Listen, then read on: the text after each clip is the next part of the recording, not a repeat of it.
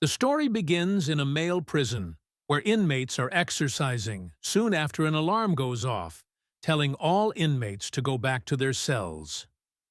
One inmate blackmails Sam, a prison guard, into bringing illegal items I need off of you. Baby, get yourself. You understand me. He threatens to expose Sam. If he doesn't obey you, send my boy $500 with TC over that. I'm trying to help you. Man, what you expect? I'm a criminal baby, saying Sam will end up in the same prison, and under his control, feeling scared. Sam fights the inmate, but gets badly hurt with a cut on his face. Later, he sees a doctor to check for a head injury and gets stitches when Tim and other guards ask what happened. Sam lies. He says the inmate had been causing problems for a while. He's been giving me a lot of live for a while. Sam claims he just asked the inmate to go back to his cell, but the inmate refused. Sam pushed him, and then the inmate headbutted him in self-defense. Sam hit the inmate with a nightstick to protect himself.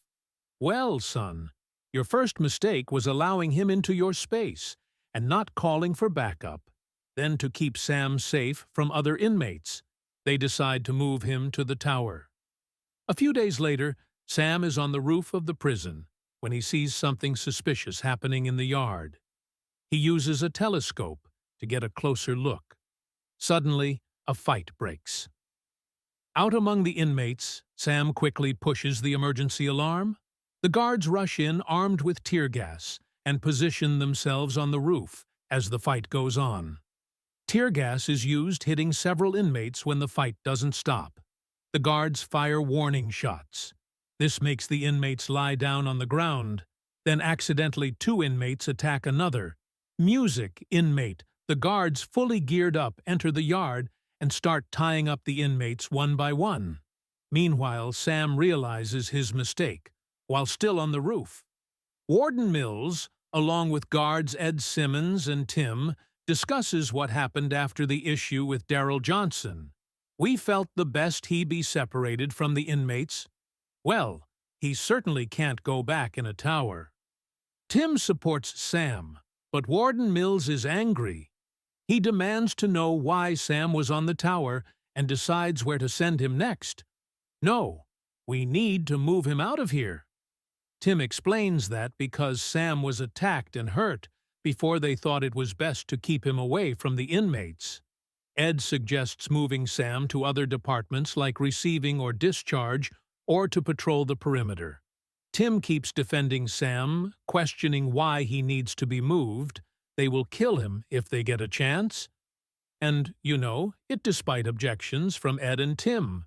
Warden Mills orders Sam to be sent to the women's prison and calls for a lockdown to move him to the women's prison.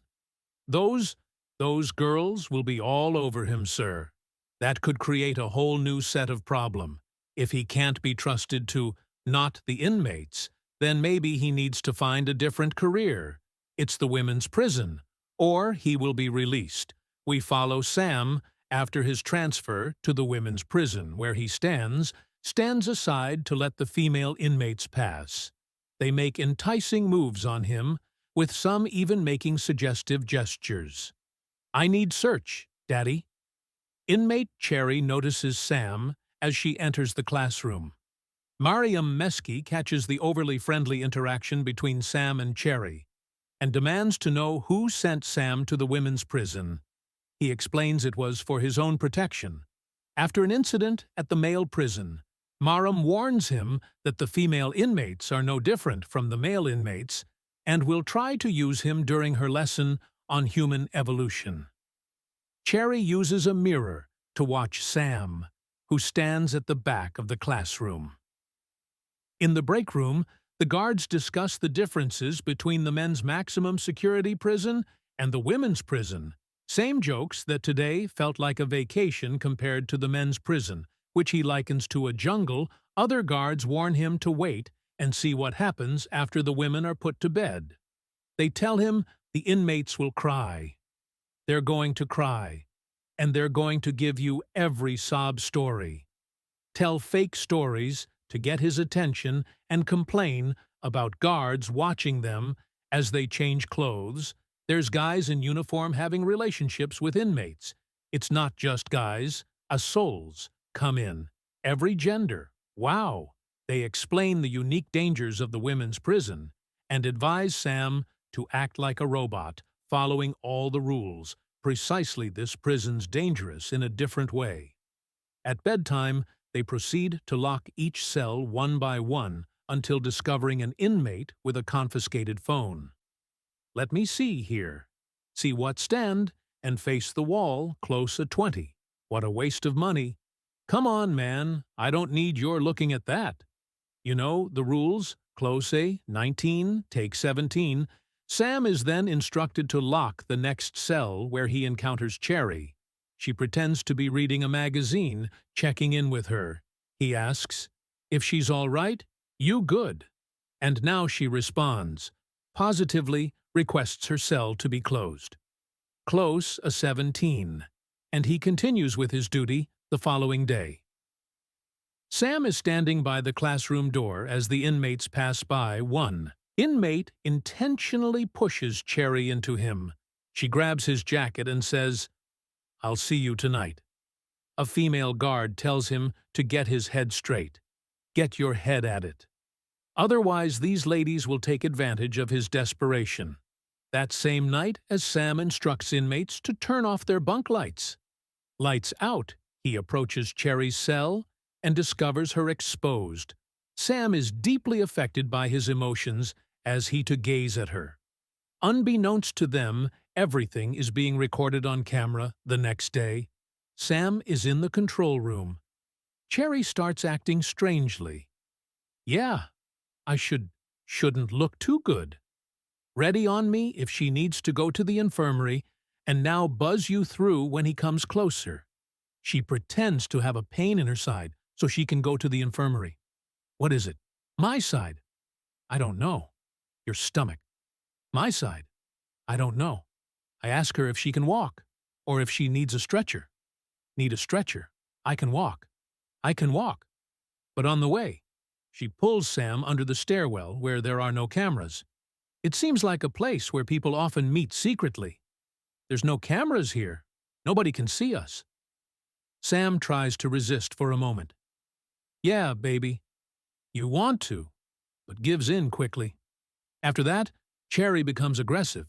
She stabs Sam several times in the neck and then screams for help. Help. Help.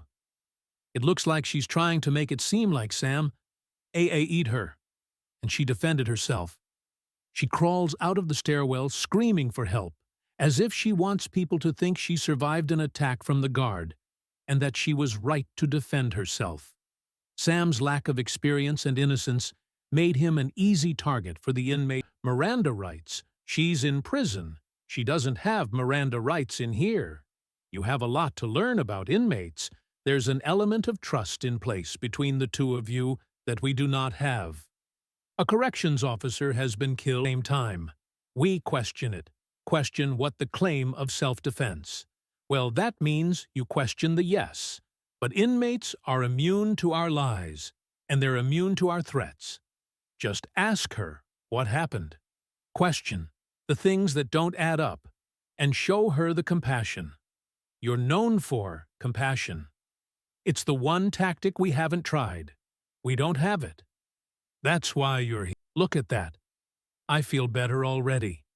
Thank you for watching. Please subscribe and leave a comment. See you in the next video.